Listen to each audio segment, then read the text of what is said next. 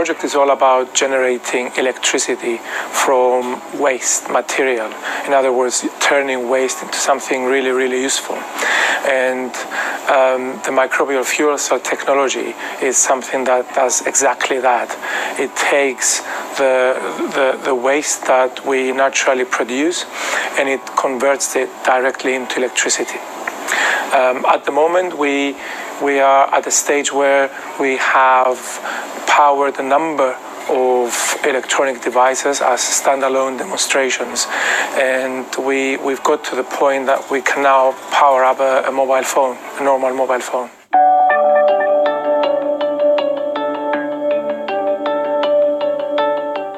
The microbial fuel cell is it's an energy converter, if I can put it in simple terms. It takes one form of energy and it converts it to something different. So inside the microbial fuel cell, we've got live organisms, live bugs, the same bugs that we will find in sediment, in soil, even in our gut for digestion. And those little organisms inside the microbial fuel cell, they eat the fuel that we give them.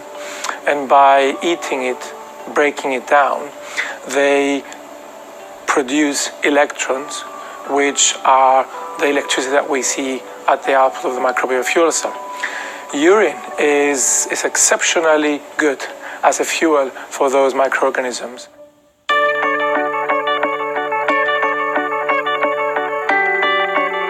What you see here is a bottle which is half full with real human urine.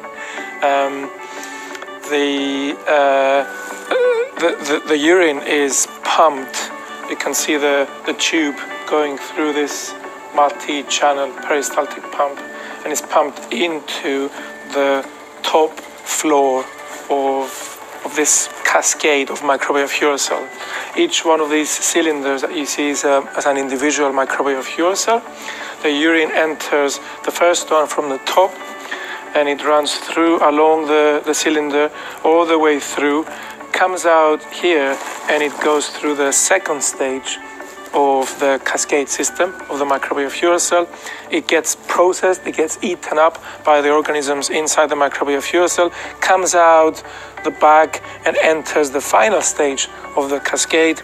It gets further processed by the organisms inside the third microbial fuel cell, and then the waste comes out in this collection bottle here. And this is a repeated stage, so we've got 3 more stages that are connected like batteries, if you like, all collectively producing enough energy to be able to turn on to power this mobile phone.